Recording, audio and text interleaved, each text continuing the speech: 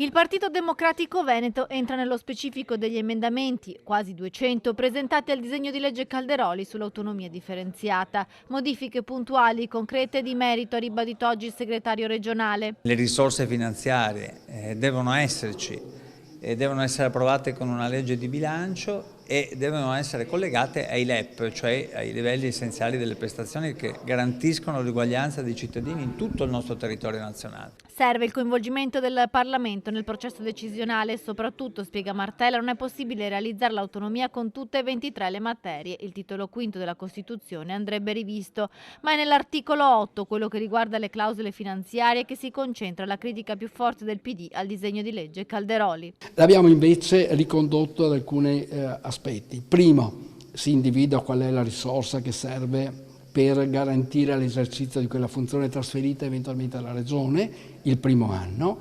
Gli si dà alla Regione i soldi corrispondenti per l'esercizio di quella funzione. L'aspetto centrale qual è?